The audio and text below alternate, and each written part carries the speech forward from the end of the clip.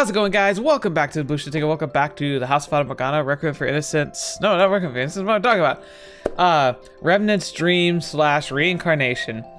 I just went right into the hold mode. I'm tired. I'm so sorry. Anyway, welcome back to Reincarnation. So we are in the midst of the story. We had a few updates. We pretty much have Giselle starting her own cafe, and Maria's the first kind of person she's brought in to actually help her run the business. It's going to be really interesting to see them going in together, but you know what? It's all wonderful and good that way, and then it's kind of fun seeing the progress. And I guess the big reveal is going to be that Marie's going to be bringing somebody whom we're going to recognize, which I'm guessing is going to be Jacopo, just because, you know, they were tied together in their history, but maybe they're going to throw us a curveball and it's going to be Mell or something, but we'll find out. Regardless, I'm excited to see how this all plays out. It'll be interesting to see how it all kind of comes together, and it's seeing this kind of very happy, fun-filled new life. You know, like after so much trauma and pain and suffering, it's like, it's just refreshing to see something truly happy happening to these characters. So I'm real excited to be able to share this with you. Hope you guys are as excited as I am to be able to see what's going to happen this episode. So let's kick back, relax, and just enjoy ourselves. So let's see what's going to go on. Hey, Maria. おはようジゼル。今日は例のやつが来るからさ、後期使っちゃってね。住所も伝えたし、そろそろ到着すると思うよ。See, this is sounding more and more like Jacopo. いやいや、後期使うなんてそんな。むしろ手伝わせてしまって申し訳ない気持ちです。本当なら業者の人を雇うようなものなのに。I'm sure it'll be fine. いいんじゃん。力仕事好きだって言ってるし。物作るのも好きみたいだし。I was building stuff in hard labor. Maybe it's the beast guy then. できることは知り合いで済ませていった方がいいんだよ。こういうのはさ。She's got a point. I mean, especially getting a business off the ground. じゃあ、お言葉に甘えちゃいますけど、誰が来るのか聞いてなかったけど、マリーアさんの知り合いって言うんだし、やっぱり。It's probably Jacopo. ヤコポさんなのかしら。That'd be awesome. すまない。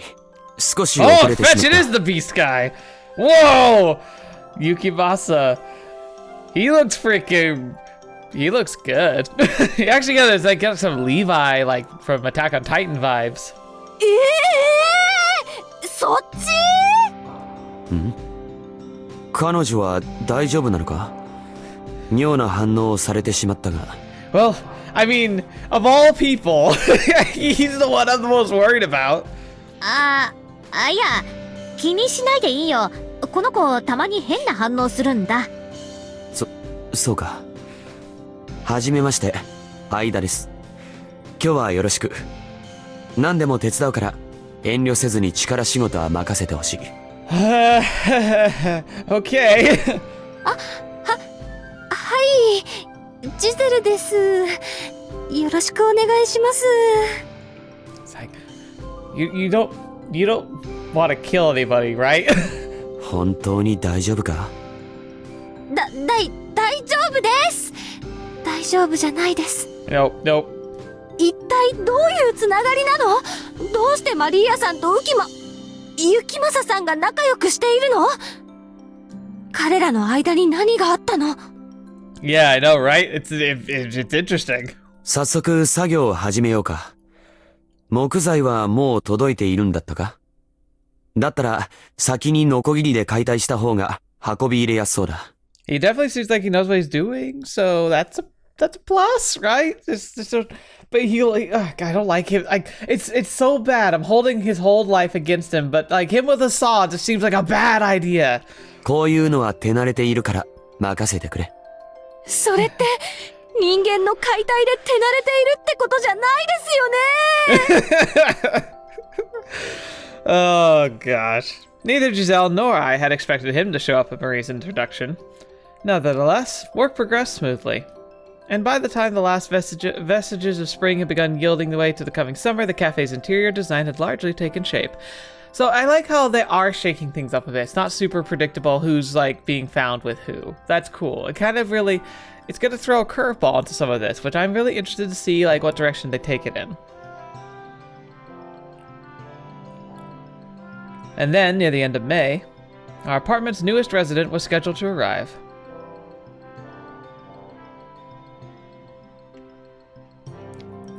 We both took the day off, waiting impatiently for her arrival. We prayed it would be the reunion we'd long anticipated. はいはい、ちょっと待ってください。 This sounds like the story that we were reading before that I assumed was Morgana. ああ、私が出ますよ。きっと引っ越してきた子ですよ。一緒に向かいましょう。Yeah. ああ、やっぱり2階の新しい人ですね。いらっしゃい。そして、Yeah. Yeah. その時、私たちは全てが希望に満ちていると信じてやまなかった。全てが好転し、幸福の上に成り立つ再会であると信じてやまなかった。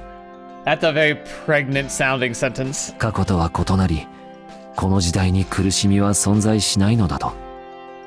もはや悲劇は起きないのだと。Uh-oh. 全てがゼロになり、新しく始まったのだと、そう思っていた。事実、それは間違いではない。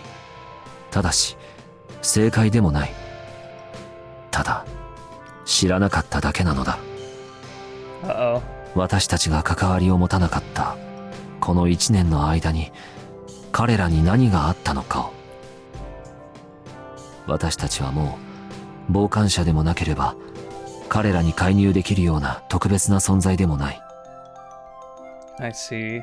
これは私たちの手を離れた彼らの日常だ。そしてもう一度歩き出し再会するためのそれぞれの人生の物語。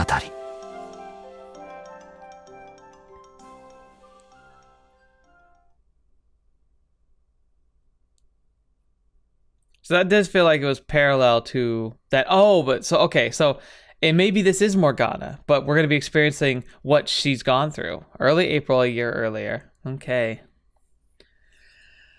Right, here we go. Reincarnation, seeing glass.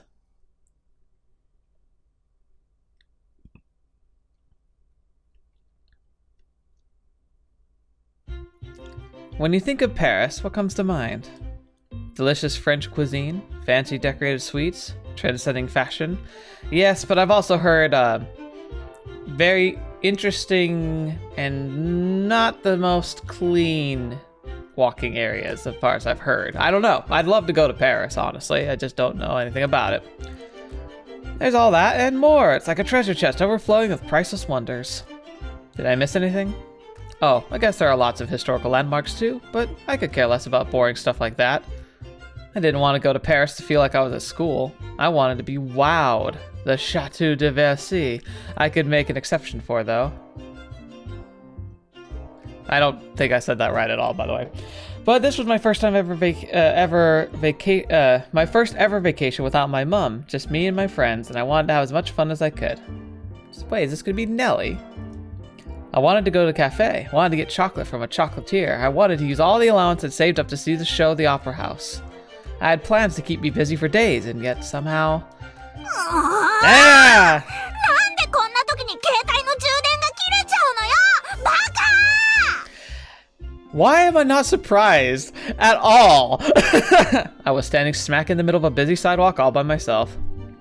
今日に限って充電器をホテルに忘れちゃうし、公衆電話なんて見つからないし、第一見つかったとしても電話番号なんて覚えてないし。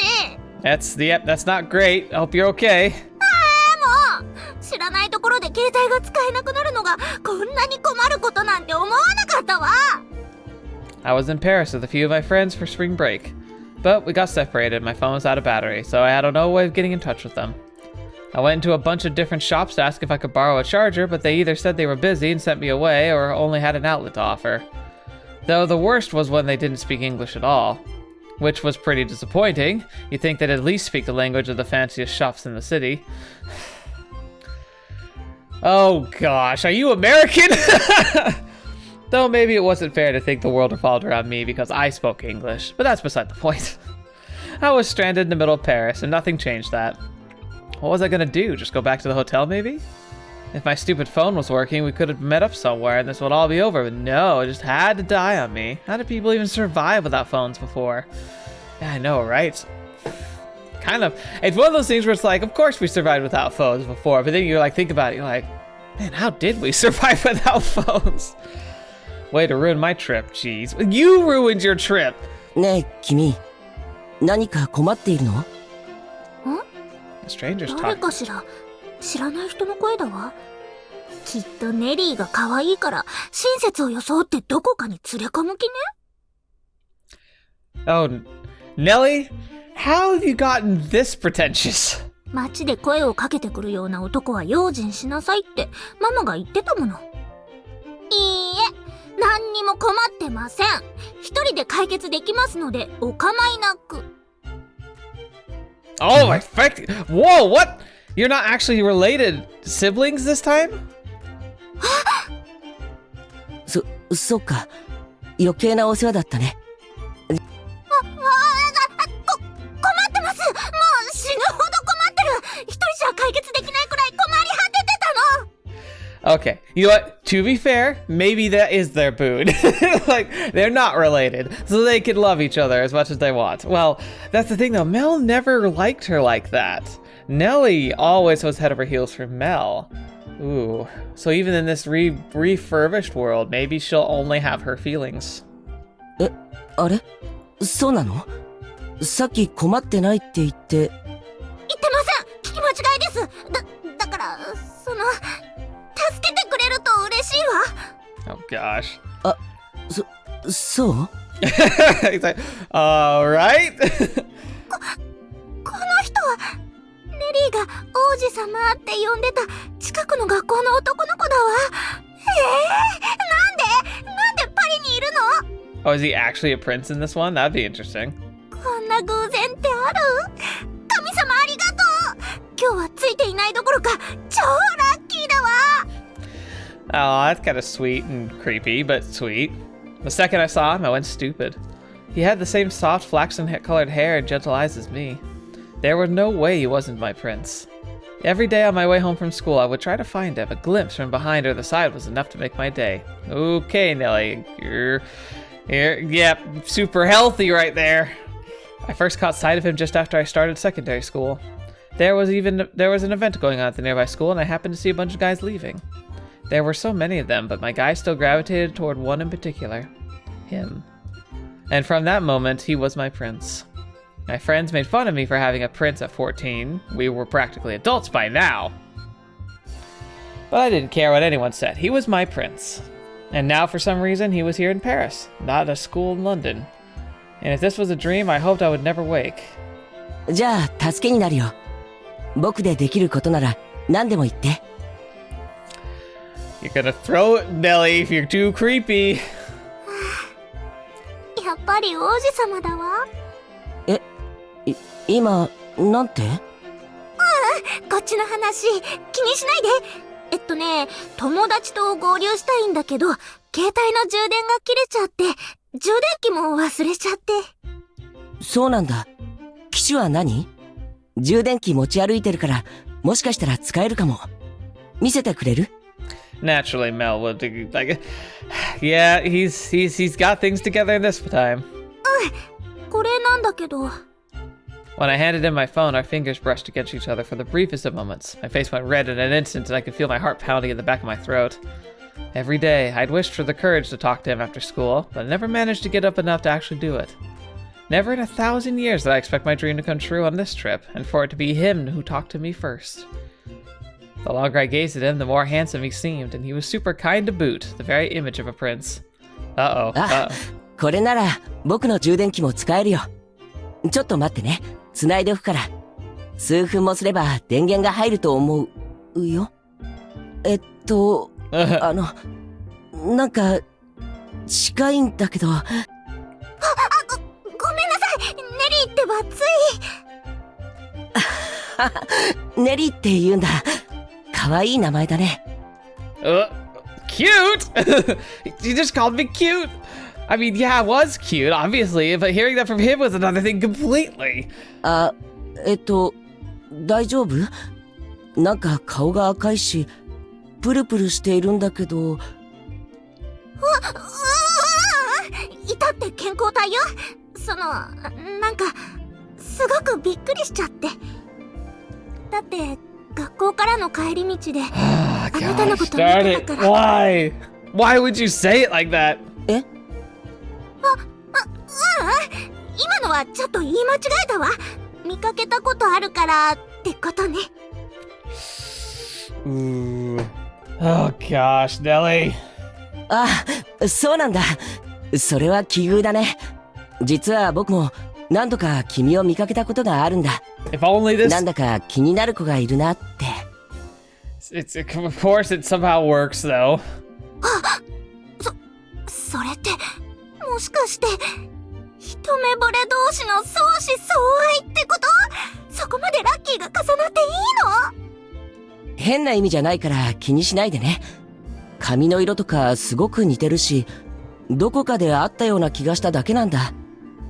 Yeah, there we go. 変な意味でもいいのに。さすがに相思相愛はないか。そんなに都合のいい話はないわよね。でもネリーのことを知っててくれたなんて、それだけですっごく運命的。これからお近づきになれば十分可能性があるんじゃない？ Oh, Nellie. I mean, I'm happy for you, but she's still creepy. それで、なんかずっと黙りながら僕のことを見つめてるけど、大丈夫？ She's gonna ruin this. 大丈夫よ。あ、本当かな。あ、もう電源つくみたいだよ。友達に連絡したらどうかな。ありがとう。ちょっと電話しに向こうに行ってくるわ。ここで待ってて。それはいいけど、ここでできない電話なのかな。もしもし？そうなの。途中で電池が切れちゃって、今ね、凱旋門が見える大通り。でも、合流するのは後にしない？なんでって、なんでもよ。後で詳しいことは説明するわ。Uh-huh. とにかく、今はネリーのことは気にしないで、みんなで好きにしてて。大丈夫よ。変なことに巻き込まれたわけじゃないから。急にごめんね。また後で連絡するわ。じゃあね。あ、戻ってきた。どうだった？すぐ合流できそう？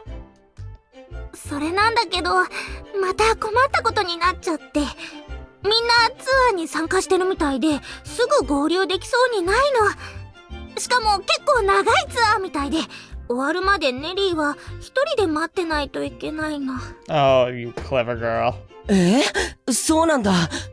君を置いて先に行っちゃうなんて、薄情な友達だね。そうなの。薄情なのよ。ごめんね。ちなみに、なんてツアーなの？それは、なんか、遺跡を巡る、的な？そうか、遺跡巡りツアーか。確かにこの辺りの観光地だと見るのも時間がかかりそうだよね。She's so lucky. そうなの。それでね、もしも、あなたに時間があったら。Yeah? どこかでお茶でもしようか？元気な返事。そうだ、一応自己紹介をしておくよ。僕はメル。君の近所の学校に通っている17歳。よろしくね。 3 years older. That seems about right. もう知ってると思うけど、ネリーよ。あなたの、メルの近所の学校に通っている14歳。じゃあ行こうか。やっぱりこの人はネリーの王子様だわ。ネリーのしたいことを先に言ってくれるなんて。So, modern day, like maybe back in her time, 17, 14 made sense. Modern day, though, if a 17-year-old started dating a 14-year-old, wouldn't that raise some eyebrows? 今日は本当にいい日。最高の一日になりそう。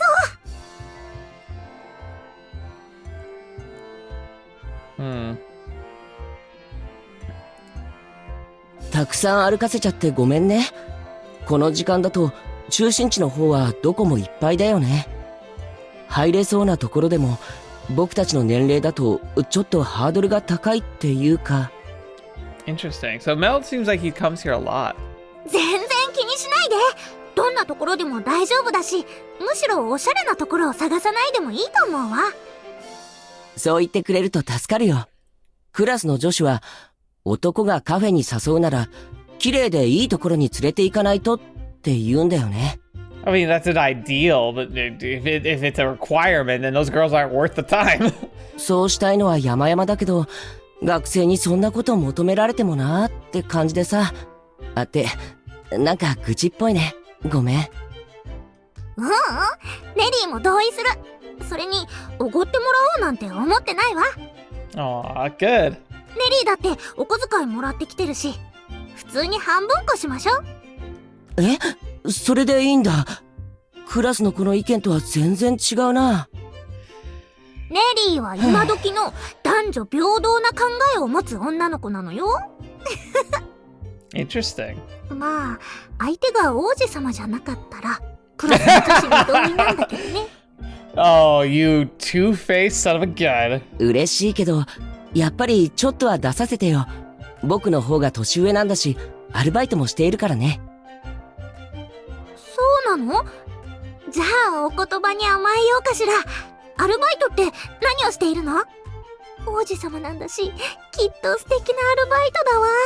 高級レストランのウェイターさんとか。I don't know. 骨董品屋の店番。暇なのがいいんだよね。Oh, that does sound kind of nice, actually. そうなんだ。へえ。でも、そういうのも変わっててありだと思うわ。She just built up this image in her head, and she's like super disappointed when he doesn't live up to her expectations. ありがとう。あの路地の向こうにカフェみたいなのが見えない？ほら、看板が出てる。本当だわ。こんなところでお店をやってて、お客さん来るのかしら。I wonder what cafe could possibly be. 地元の人だけが知る隠れた名店かもしれないね。行ってみよう。Here we go. Fate crossing lines once again. これは隠れた名店っていうより、営業しているのかしら。一応オープンって書かれているけど。We stood before the lonely, weathered cafe. It was so sad, I wasn't sure if I could even be called a cafe anymore. It seemed like someone kept it clean at least, but it still looked like it could fall down at any second. Even the windows had turned cloudy. I hesitantly peeked through, and inside I saw a young waitress gazing off into space. Alarm bells were going off in my head, and under any other circumstance I would have turned back and gone somewhere else right then and there. But it did have one thing going for it. There were no customers at all. It would be beyond impossible to find any other establishment in Paris as empty as this one. Wouldn't that also be making your alarm bells go off though? Like, I see, if I am checking out a potential new like restaurant and I go drive past during like peak dinner hours, especially if it's like during like a season when there's a lot of people and foot traffic in the area and there's nobody there at all or hardly anybody there at all, I usually just pass it because it's like, if everything's full, but this place is empty, what does that tell you? 他のところを探そうか？ゆっくりはできそうだけど、さすがにパリに来てまでこんなお店は嫌だよね。確かにちょびっと不安はあるけど、ここでいいと思うわ。逆にパリでこんなお店に出会えること自体面白いし。そうかい？君って冒険心あるんだね。僕より勇敢かも。そうかしら。メルと一緒だから誰もいないようなところがいいの。なんて言ったらどんな反応されるかしら。Oh, she's creepy. 僕もだよ、メリーとか言ってくれちゃったりして、それでそのまま素敵な雰囲気になって。ネリーはね、メルと一緒だから誰もいないようなって。あれ？おーい、ネリー。そんなところでぼんやりしてどうしたの？早くおいでよ。She lives in a whole other world. ちょっと待ってってば。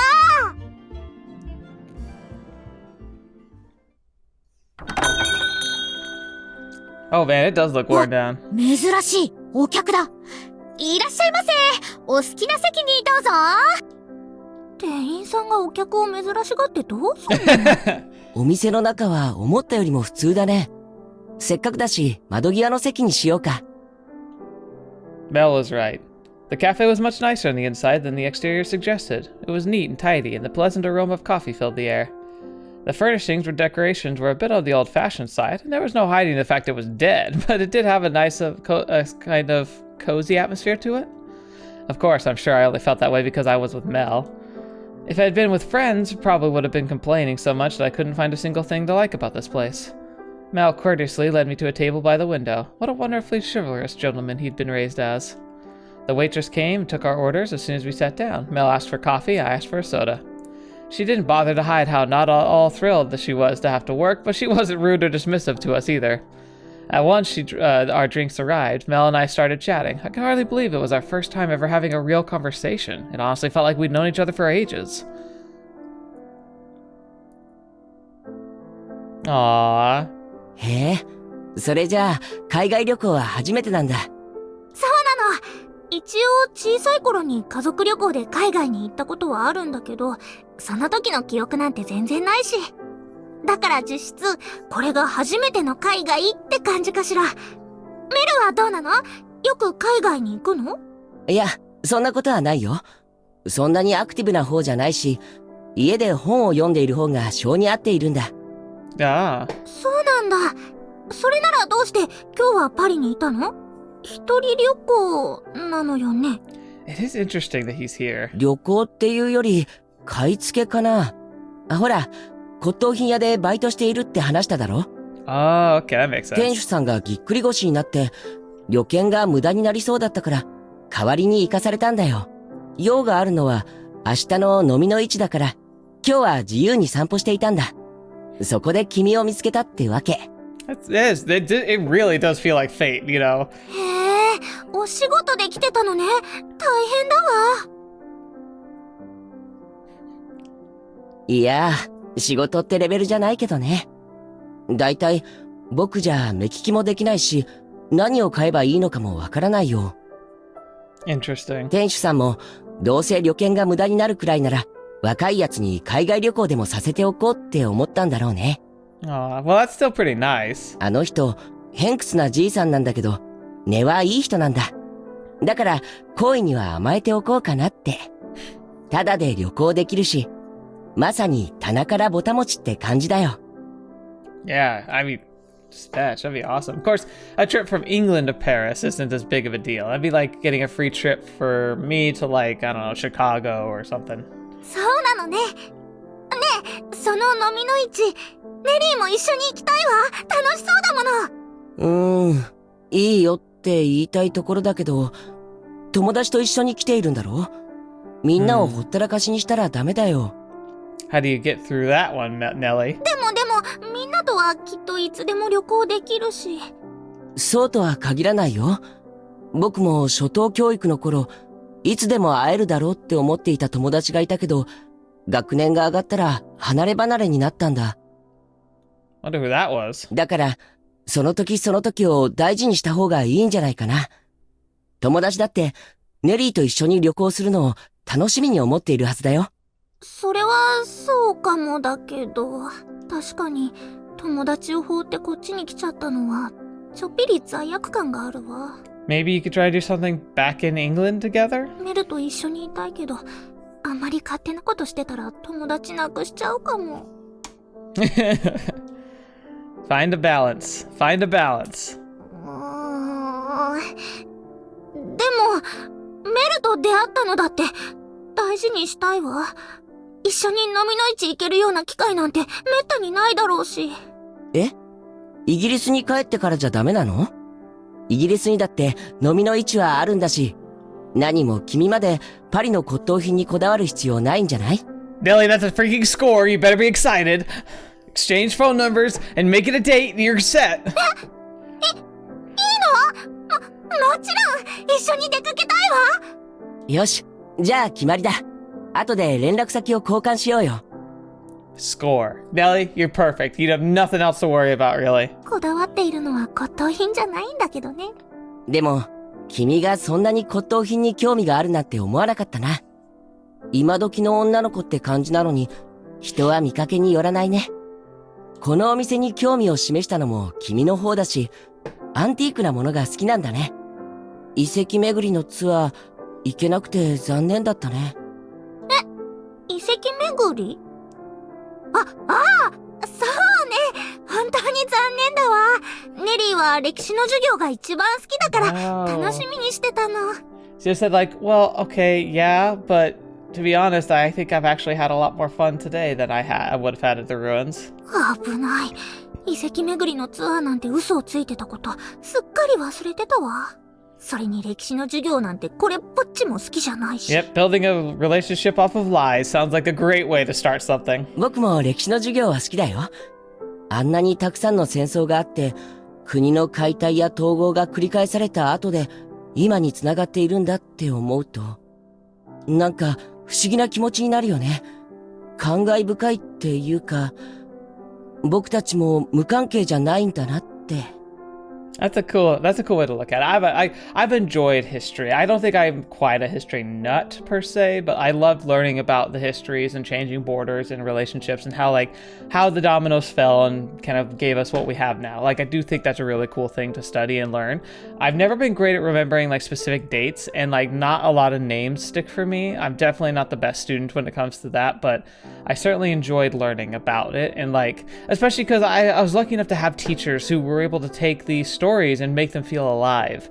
Especially, I had a history teacher named Mr. Sanders who not only was really good at telling the story in an engaging way that kind of like, you know, bridged the gap between like dusty textbook and like modern day students, but he also he was really lucky and he won like a raffle lottery kind of thing and like was able to make a bunch of money, and instead of like retiring, he kind of kept teaching because he wanted to keep teaching, but he used some of his like excess funds and he would buy up these like historical relics, and specifically he actually had quite a haul of First World War and Second World War artifacts that he actually brought into class, like old used uniforms, and like he even had like a helmet worn by a member of like the 101st Infantry Division that had a bullet like shot through it,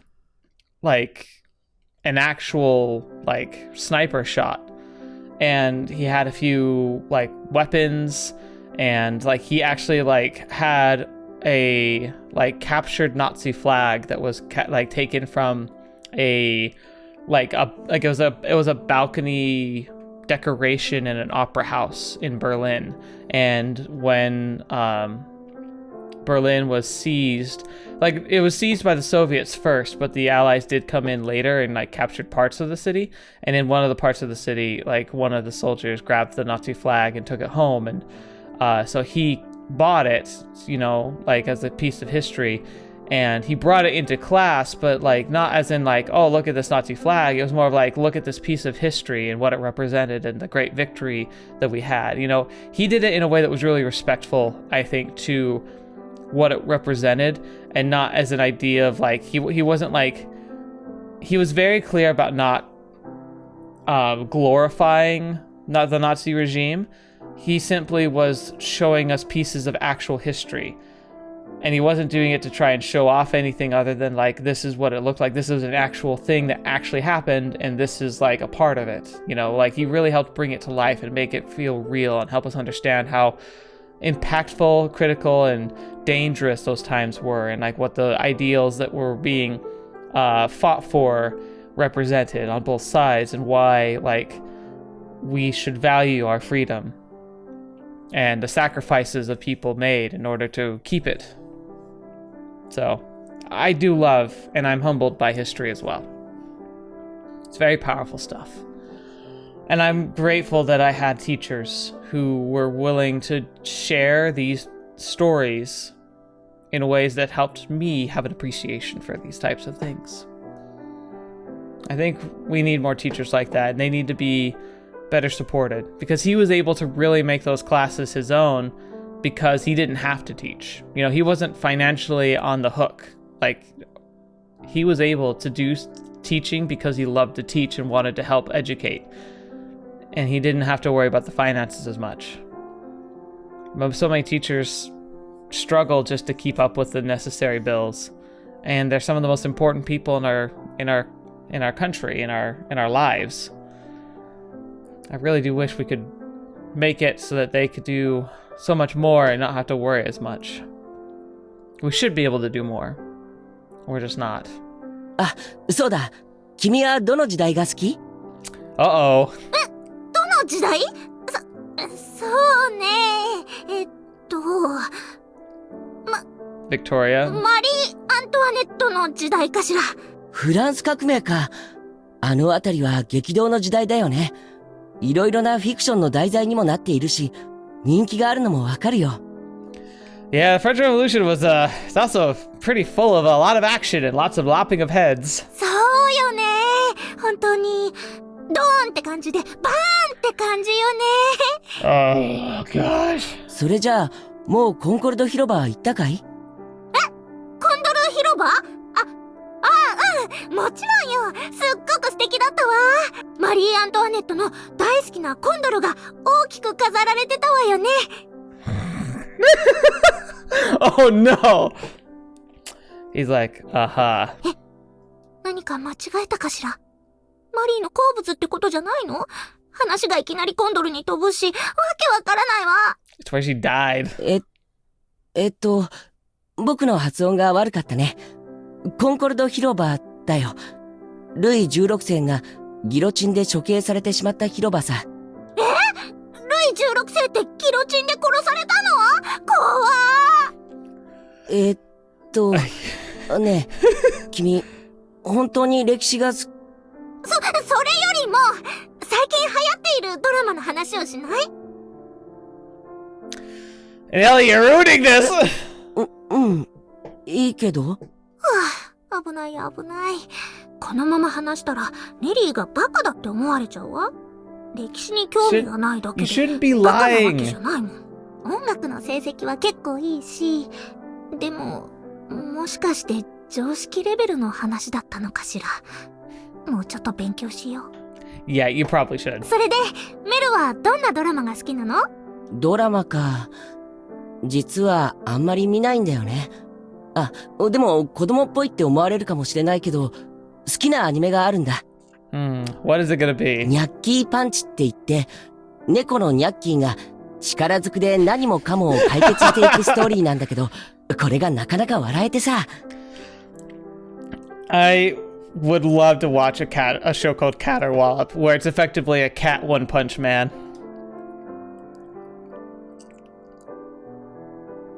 どうも、コーヒーのおかわりなんてどう？あ、じゃあもらおうかな。ネリーはどうする？同じものでいい？どうしようかしら。せっかくだし、違うものにしてみるわ。せっかく聞いてもらったところ悪いんだけど、この店、これといって特別なものは置いてないんだよね。Come on, Marie. You're supposed to have an answer for that, even if it's not a very specific one. メニューにあるのも定番どころだけだし、コーヒー豆も近所のコーヒーショップから仕入れているやつだし。You're so bad at this. そうなの。I know, right? どうして潰れてないのか不思議になってきたわ。I don't know. 強いて言えばカフェオレかな。私がうまく作れるってだけだけどね。じゃあ、それでお願いするわ。どうも、毎度あり。にしても、観光客がこの店に来るのはほんと珍しいや。どこから来たのさ？イギリスです。ロンドンの学校に通っているんです。へえ、いいね。大都会じゃんか。それならパリに来なくったって面白いものもたくさんあるっしょ。いや、そんなことないですよ。知らない場所はやっぱり新鮮に感じるし。I agree 100%. お姉さんはイギリスに来たことってある？だいぶ前にね。一人でバックパッカーしてた時にちょろっと回ったよ。物価が高いのと飯がまずいので割とすぐ退散しちったけど。Cool. Just insult their country while you're at it. ってごめん。イギリスの子に言うことじゃなかったね。今の忘れて。割とよく言われることなんで、あんまり気にしてないです。でも、美味しいものだってちゃんとあるのよ。スコーンに生クリームをたっぷり乗せて、紅茶と一緒にいただくと、本当に素敵なんだから。ああ、アフタヌーンティーだっけ？確かにそういうのはやらなかったな。今度行ったら試してみるよ。それなら、イギリスに来た時に連絡して、ネリーが美味しいお店を教えてあげるわ。そうだわ。メルも一緒にアフタヌーンティーしに行きましょう。3人でお茶したら楽しいと思うの。Nellie, you're trying a little hard. そうだね。いいアイデアだ。人数がいた方が、ああいうのは楽しいだろうしね。それ、お世辞じゃなくて本当？嬉しいこと言ってくれるね。後で私の連絡先渡しておくよ。じゃあ、飲み物のおかわり作ってくるから。会話、中断させちゃって悪かったね。兄弟で仲良く旅行なんて、羨ましくてさ、ついつい話しかけちゃった。Interesting. So she just assumes they're siblings. I wonder, like, what if they were, though? Like, what if they're, like, separated from birth or something? I don't know. That'd be weird. いい旅行になるといいね。兄弟だって思われちゃった。普通デートって思うところじゃないかしら。ネリーはデートって思われたいの？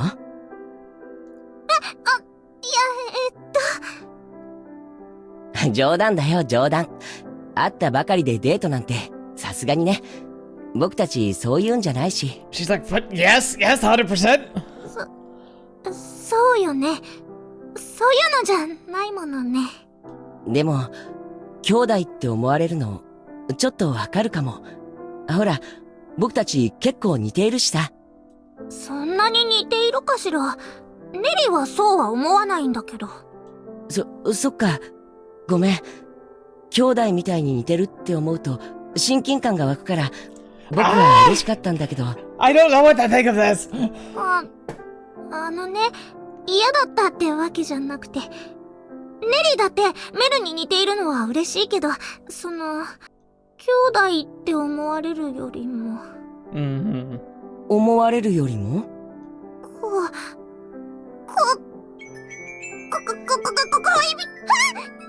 あ、電話だよ、ネリー。友達からじ Oh ゃ my ない？ gosh. きっとツアーが終わったんだよ。That's so cute. What a fun shout out that is. Her ringtone is the music, the happy music from the first door, which was their story. That's really cool. I love that. Oh man. そうかもね。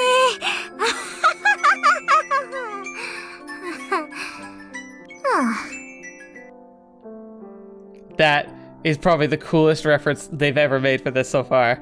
It really was my friends calling, and since I had answered with Mell sitting across from me, I couldn't lie to them anymore, which meant I had to meet back up with them in the end of my time with Mell. I wished I could stay longer, but sadly that was my life. We exchanged phone numbers before leaving though, so it wasn't like that wasn't my last chance to ever see him. I was looking forward to going back to England much more now. Which was especially funny, considering when we landed here, me and my friends were all clamoring about how we wished we could live in Paris. But now my beloved London was where I wanted to be the most. Oh yeah, I also got the waitress's number too before I left. And she told me with a big smile on her face that I could call her any time whenever I visited France. I was thinking maybe I would ask her for the answer to the biggest mystery of my trip so far, how that cafe was still in business when no one visited it. Jokes aside, I would probably try to get in touch with her sometime. She was a very friendly woman, not afraid to speak her mind, and I thought we would get along wonderfully. But more importantly, she was too old to go after my Mell. Oh dear, here we go again. I'm also glad I'm not doing Nellie's voice. That was a very tough voice to do. Well, that was really interesting. この辺りでお別れだね、ネリー。今日は君に会えてよかったよ。友達と仲良くね。後でたくさんメッセージ送るわ。メルも明日の飲みの市頑張ってね。ありがとう。変なものを騙されて買わないよう気をつけておく。じゃあ、またイギリスで。Yeah, good job. またイギリスで。本当に夢えみたいな時間だったわ。 At least you got that. いつも学校帰りに見つめていたあの王子様がネリーのことを知っていたことも、旅行先でばったり出会えたことも、あんなにたくさんお話できたことも、最高。 That was pretty cool. It's creepy how much you're creepy, but it's great. この幸せな気持ちがいつまでも続きますように。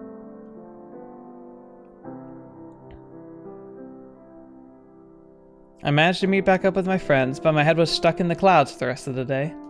We went to a lovely cafe together, we got chocolate from a chocolatier together, we did everything I wanted to do in Paris. But all the pretty sights and fancy shops melted away for that one quiet cafe burned into my mind. And his smile and profile as he gazed out the window.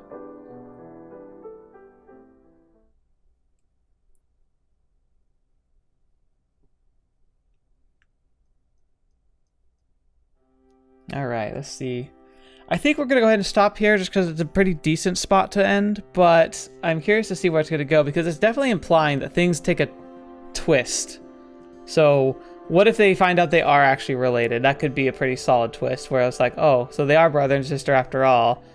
And so like they still have, she still has these feelings for him that can never be fulfilled, especially in a modern day setting. But we'll have to see.